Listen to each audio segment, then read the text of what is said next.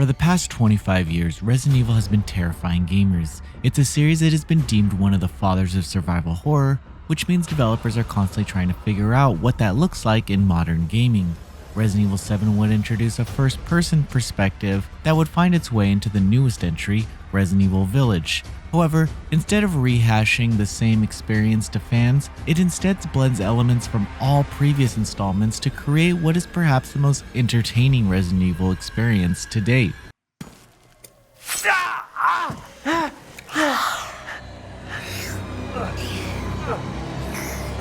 Resident Evil Village has Ethan Winters take on the role of the protagonist once again, as he has just settled down before having everything taken away from him. He sets out on a journey to find his missing daughter, which leads him to a strange village. After meeting the locals, it's clear that he will be in for another nightmare, as this town is under the watchful eye of a dark entity known as Mother Miranda.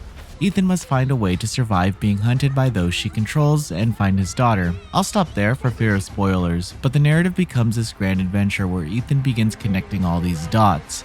We don't only have Chris Redfield to act as a bridge to the previous titles in this entry. Instead, we see that damned Umbrella logo attached to areas of interest. Ethan goes down the rabbit hole, which might be tough to follow if you haven't for some reason played the previous games. There's honestly twists after twists here, and each antagonist holds the key to Ethan's goal.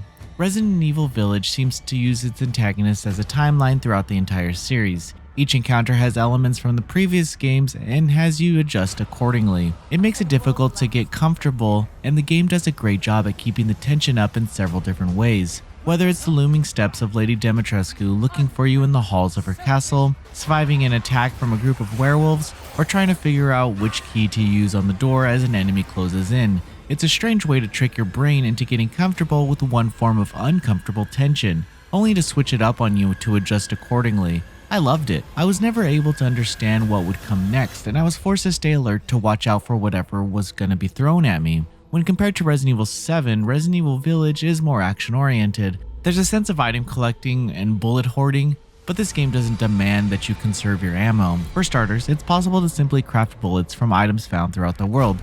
It's an interesting feature that I forgot about most of the time until I realized that I needed healing items. Still, it comes in handy and acts as a reward for those who search everywhere. Items can also be purchased from a character known as the Duke. The Duke is actually more helpful than anyone else in the game, but Ethan is still cautious. He sells everything from guns to customization parts and ammo. If there's something you need, there's a price for it. Items can also be sold, which borrow heavily from Resident Evil 4, where you can collect treasure and combine it for a higher sell price. There are also puzzles that grant you high selling items, but most of the valuables come from fallen enemies. You can also cook, which adds buffs to Ethan, such as permanent health increases.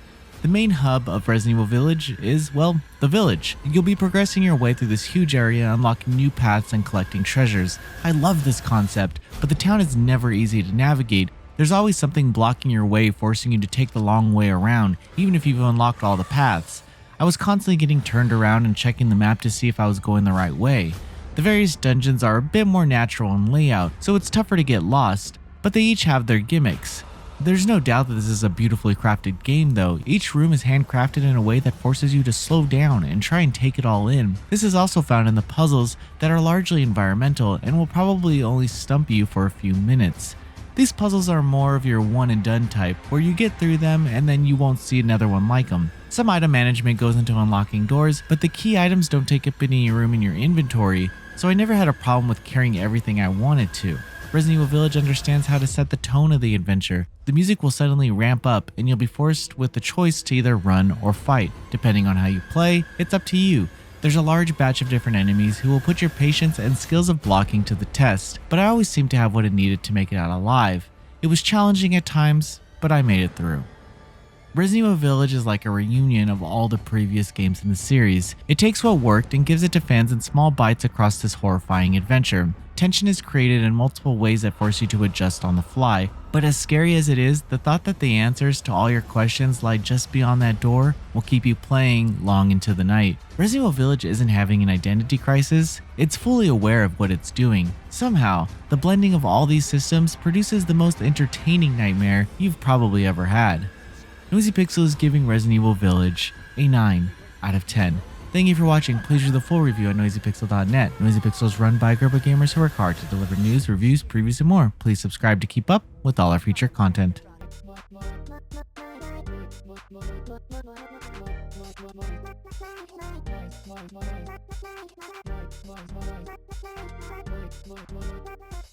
Voice Pixel.